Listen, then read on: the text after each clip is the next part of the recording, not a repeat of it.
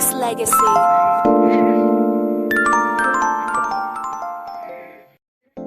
It's about that time, people. Good evening. Welcome to the show. This is Nexxlegacy Radio. I am Brandon, definitely here, ready to have a perfect night of radio, music, interviews, etc., etc. So, the same profile that we've been doing in 9 years is definitely in full effect, and I appreciate all the people out there tuned in, listening tonight and as many nights as always. So, my guest is legendary when it comes to his contributions to the music industry, and he's a brand new author. So we're gonna talk about his book. We're gonna talk about all the things we can possibly talk about when it comes to just everything, like the way I see music, the way he sees music, just the evolution of it, and just certain things that you kind of take a look at when you talk about, I guess, in a lot of ways, being entrepreneurs now in this music business, because you kind of have to do that now. There isn't really like that Motown machine like it used to be back in the day.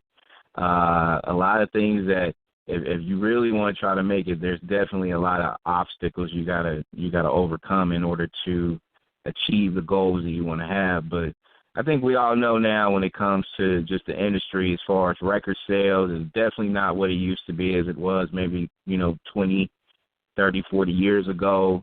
I think we all know now that in order for any of us to be able to push that envelope and have a faithful fan base, I guess you could say, the goal is just to kind of reinvent the wheel when it comes to self-promoting and having a strong team behind you, and I think that's important. So, you heard the classic sound of Express Yourself by Charles Wright, and everybody knows the sample, like NWA sampled the song, and it's been part of like so many different commercials, a lot of different things too. And I always look at it when you talk about songs and music and how certain songs can be able to withstand the test of time and things like that. I mean, Express Yourself is just one where it's just kind of, I think growing up, we've all been expressive. So, that has been like a theme song to so many people's lives when you really think about it. So just being able to kind of,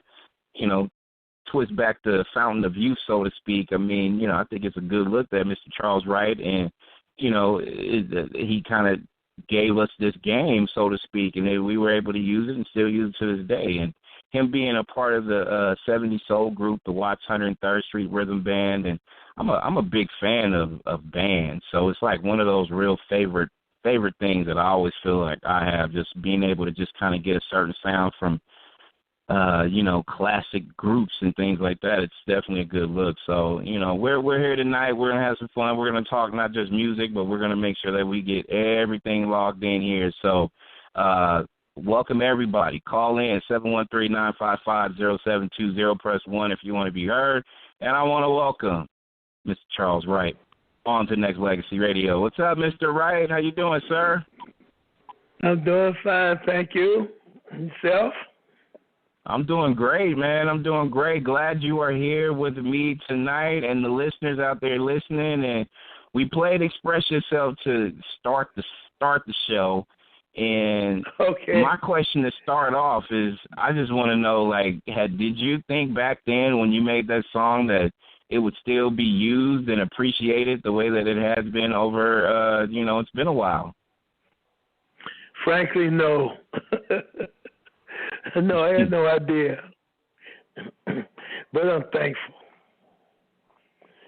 And I think it's one of those songs, like I said, Mr. Wright, that it's one of those songs where, people, I mean, it's a jazzy kind of sound. It has that sound to it. The vocals had that sound to it, but the meaning of expression, I think it still resonates to this day. And it's amazing, not just, the samples from, different songs, the NWA more notable, but commercials and things like that. It's a beautiful, beautiful thing to witness and be a part of, right? It is. I really lucked up on something that time. And I think it's basically because everybody want to and need to express themselves. Mm-hmm. So actually, song came about at the end of another song. We had a hit song called "Do Your Thing," and we were performing it one night at Texas A&M college, and it ended, and when it ended, everybody kept clapping and stomping and clapping and stomping. I don't know what made me say it, brother. I said, express yourself. And they went crazy, man. It was wild. So I said, repeat it a couple of times, and I knew it was something that people were attracted to. So I went to the hotel that night, and I started writing it. By the time I got off the plane the next day at noon, I was through with it.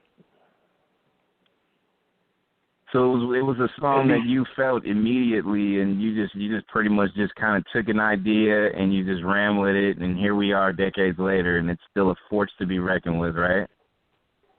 Yeah, and that's about the size of it. Yeah, it's amen to that though, and it's beautiful. Yeah, it's very true, very true. And I tend to appreciate it, and it's just the melody of it all, and it's just a good opportunity for a lot of the younger kids to kind of absorb and appreciate it. And I'm pretty sure you've gotten that from some of the younger people too, as well, right? Oh yeah, a lot of them think NWA made the original version. Right. Mhm. Yeah. They have no idea sometimes that it was done way before NWA and was a hit record. And it's been in about 30 some odd movies and twice that many commercials around the world, and it's still in commercials. So it's not my song anymore. It belongs to you all. Well, you are the architect of the building that was created, and we all appreciate it. Charles Wright is our guest on Nexxlegacy Radio, and one thing that I've been fascinated about your career, before we even get into the book as well, one thing that I've always thought about because I'm a big fan of yours. Like my mom growing up, I would always hear, everything that kind of came along with you, Mr. Wright, being a part of this, Watts 103rd Street Rhythm Band, and when you think back as far as a career that you've had and the fact that you were able to perform in many venues and you've gotten people off their seats and danced and things like that. When you look back on the career now, and I know it's still a continuous career, but just the way that music is, it's a beautiful thing that you can be able to use it as a motivator, right? Oh yes, it is. It's a great opportunity to be able to do it. And have some success at it, because lots of people try it and very few of us are successful. So it's a great thing to do it and be successful at it and have people and to motivate people. And sometimes it gives people hope who didn't have any. So I'm very proud of that. How do you feel about music in general today, as it has evolved into something? I have an opinion about it, but what have you seen lately that you can form your own view as far as the evolution of music and the creativity of it as well? It's a sad situation as far as I can see, because unfortunately they're taking the most soulful people in the world off of their mission and mixed electronics with it, and it's becoming an electrical thing. And we actually, if you go back to the 70s, the 60s, man, we made some of the most music ever been made.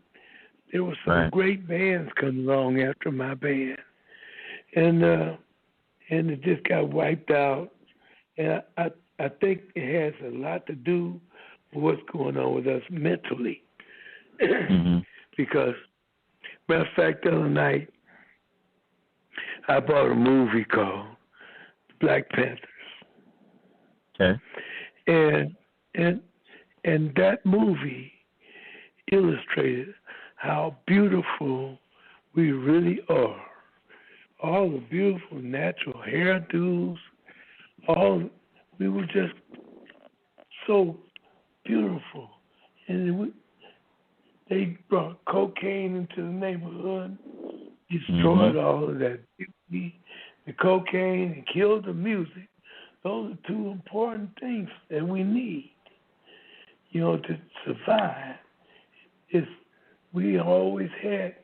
We came from Africa we were playing the music. We had drums. Right. And we brought it here. And it was being appreciated. Then suddenly somebody decided, no, let's destroy it. Because that's what I feel has happened to our landscape of the music industry right now. And people are not buying the music anymore as much as they're stealing it. All of this is going on because I don't know what the reason is. Yes, I do know what the reason is. But it's all going on at a very critical time. Now here we got Donald Trump. We don't know what's going to happen next time after the next election. We got Donald Trump, we got Hillary Clinton, and we got Bernie Sanders. And I'm afraid to vote for anybody right now. You and me both, Mr. Wright, because it's one of those things, and I said this after Obama's, after he went into his second term, I kept telling people, you know what, enjoy this term while you can, because this next election is going to be a problem. It is going to be a problem. Amen to that. It is. Amen to that. But and you're right, Mr. Wright, because I feel like this when it comes to the industry. It's kind of like the way you mentioned it, I had to really stop back and pay attention because it's really how I feel as well. Because I just feel like when you go through generations, I think, if you want to go back to the '60s, and I was born around the '70s, so I remember my mom helped me out music-wise. Like, she put me on to you and to Stevie Wonder and to the Jacksons and, and to Smokey Robinson. It's like the education that and the appreciation that we had for our music, and the music grew on me, and I came to appreciate it. And as the 80s did that for the 70s, and the 90s did that for the 80s, but it kind of lost its way in the 2000s, in my opinion. And internet, as internet, grown, people kind of take advantage of music like never before, right? Yeah, but I think we lost the music in the 80s. I think the mid-80s is when it really got attacked. Mid-80s, and they started arresting James Brown, and all kinds of stuff started going on. Right. People making great music. They took the people. I mean, we got Madonna and we got Lady Gaga. Where in the hell is Aretha Franklin? I mean, very true. The greatest thing that ever happened to us, and we can't hear her unless we have to go back and get something. And I know good and well she's probably more seasoned and a better singer and could make better music today than she ever made before. But you don't hear nothing about her. You hear very little about Shaka Khan. I mean, people that really brought us to music, and Patti LaBelle. I mean, and a lot of great male singers. I mean, it's not there anymore. It's all all it's mechanical. And a machine that has no heart. They make this music with these electric drums and electric keyboards. Anybody can do that.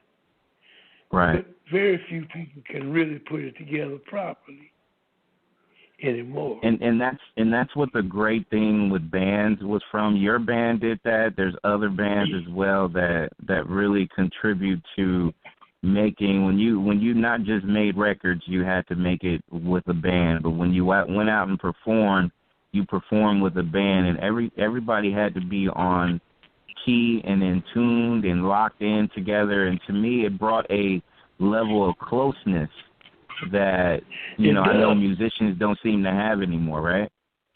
It absolutely does bring a level of closeness, and that's what we need. That's what is missing in our neighborhoods.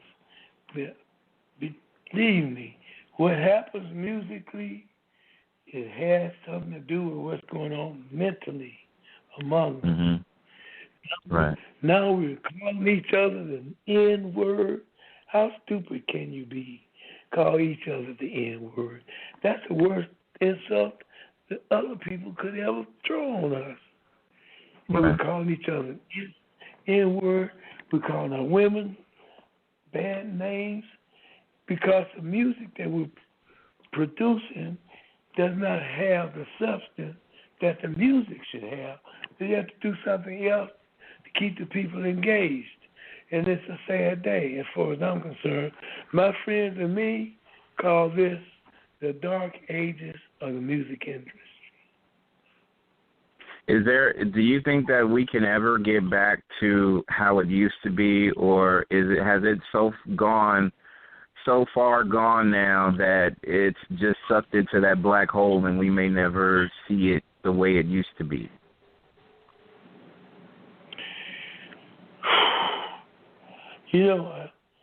God bless his soul. I used to talk to Maurice White. I talked to Stevie Wonder. I talked to Johnny Guitar Watson before he died. Talked to all our friends. I said, listen, we got to stick to our drums. We got to stick to the real music, because if we don't, our music is going to die. Unfortunately, each and every one of them told me, what we used to do ain't happening no more. Every one of them told me that. Well, then my reasoning was, if what we did ain't happening no more, why are the people who are doing this stuff that they're doing now trying to copy what we had? What we did is exactly what is happening.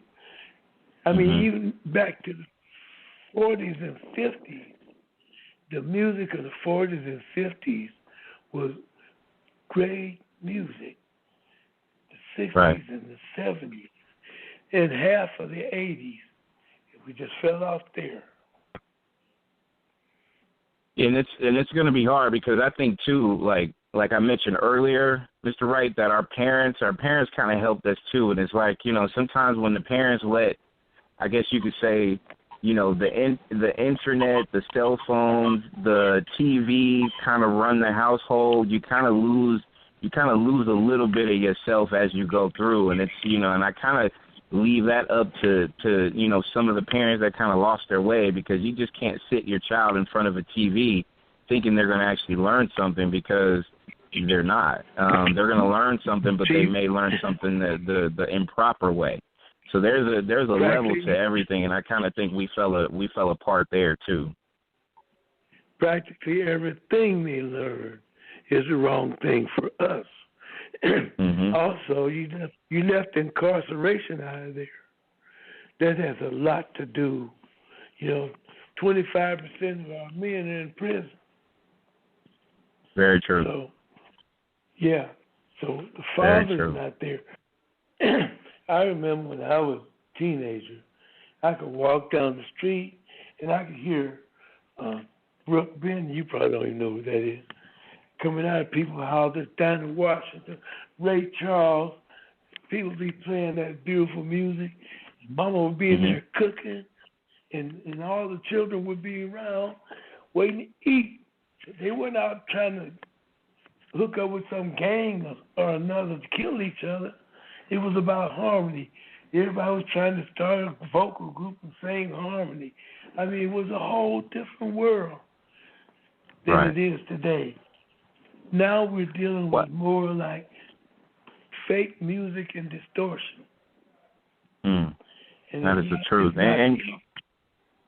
And Mr. Wright, you're actually on point, because it's to me it's the way of the world is, and hopefully we can be able to have enough people to come together and try to change it, because I have a 13-year-old daughter, so I'm hoping that one day she can be able to have the same kind of feeling I have when my mom put me up on you and Stevie Wonder and Smokey Robinson and them, and and to me I will always love my mom for giving me that extension or that introduction to music. And I can't Mr. Wright, I can't say that I could put my daughter up on it. Like, I don't listen to Lady Gaga, I don't listen to Nicki Minaj, I don't listen to some of these people. So it's the way of the world is a funny deal. And but one thing that I have expressed to my daughter, and I talk to her about music. I let her listen to your music, Stevie Wonder.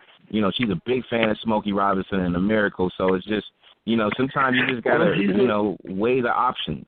Even though they're young though. She's headed in the right direction.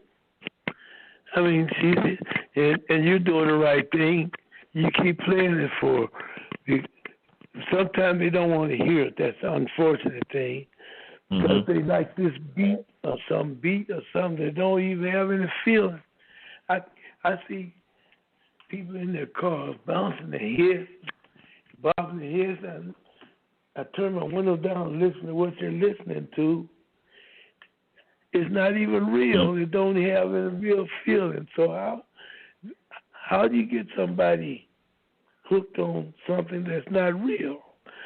I agree. It happened. Yeah, you got to give it to them. The Hispanic people keep our music alive because they play it in their homes all the time, and their children learn it. Their children learn to love it. In our case, we create the best stuff in the world, and we turn around and say that's old school. That's right. What's good is good. What's good is good. If it was good in 2000, if it was good in 1920, it's still good. Are you exposed to it or not is the question. Amen to that. And we have Mr. Charles Wright, legendary artist on Nexxlegacy Radio, and I'm actually holding your book right now in my hand, Up From Where We've Come, and I've gone through a little bit. I've just got started with it yesterday, and I have to tell you what I've gotten into so far. It's an amazing book. So tell the listeners a little bit about how you got this together, and just a little bit about the book in general. Well, I'm proud of the book. I mean, I put it out maybe a month ago, and then about 3 weeks ago, I got the reviews from Amazon. I went on Amazon and read the reviews. Man, I broke down in tears. Had all 5-star reviews, and the book is basically not about my show business life at all.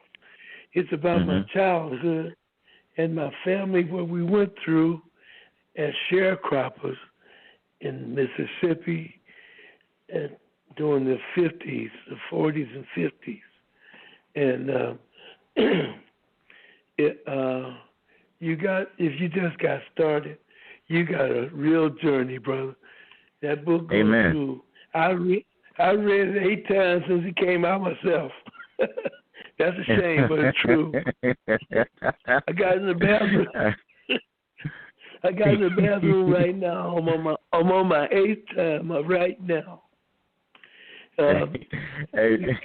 Amen. And you know what I've gathered just from reading a little bit of it and just kind of going just through it. You're allowing the people that not just purchase a book and thank you for signing the book for me. I really appreciate it. The thing that I have come to appreciate is the fact that not only are you telling your story, your journey from just, being in those cotton fields and dealing with everything that came with World War II and the racial tensions and things like that. It's the journey, and I'm really looking forward to reading, all through. This is going to be my whole week of reading, and this is definitely on my list because it's just an amazing journey that we can be able to get that piece of history from you, though, in addition to the music that you've given us.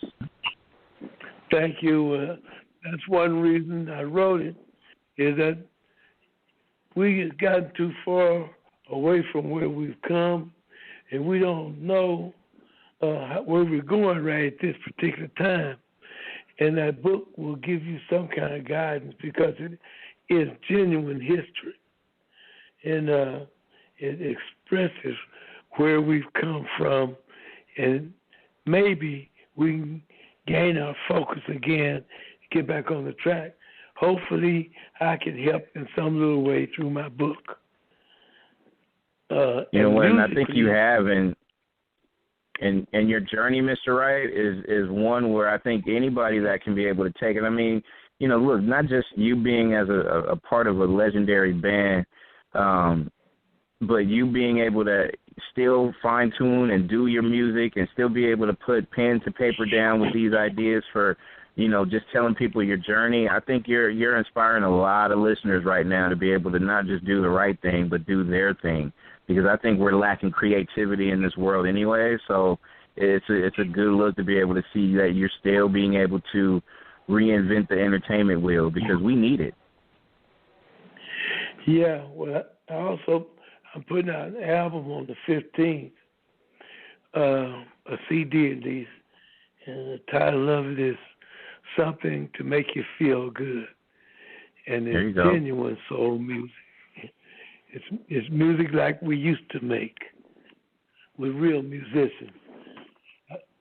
Don't want to get too far from my book because I think my book is going to be a success. And it already is, and people can go to expressyourself.net to go ahead and get all the information, details. Go to Amazon. Search Mr. Charles Wright, Up From Where I've Come. Go to Amazon. Go get that right now. Go show that support. And you said your album's coming out on the 15th of April, right? Yes, sir. So are you going to give us that music that we can feel? You going to give us something we can feel, Mr. Wright? I wouldn't give you nothing less. I'm very proud of this album. It took me a long time to put it together. Mm-hmm. But I'm so proud of it, and that's what it's designed for, to make you feel good. There you go.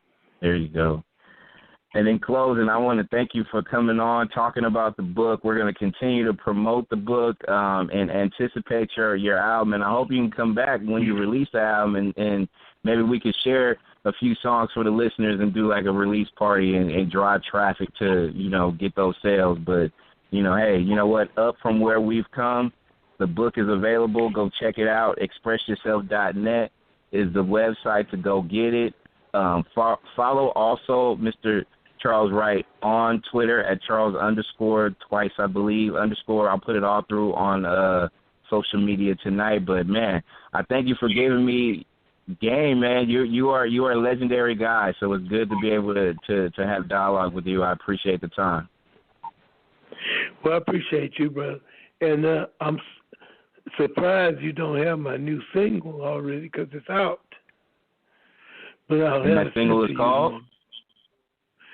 She Don't Believe in Love.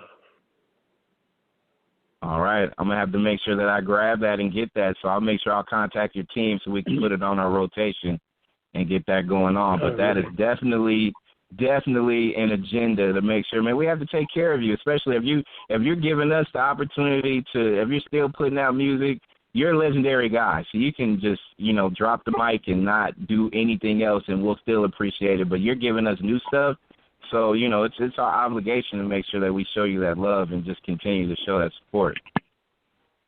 Appreciate that so much. Oh, no problem. Thanks for the time, Mr. Wright. I'll be in touch with you and your team. Blessings to you. Blessings to you guys. All right. Your whole audience.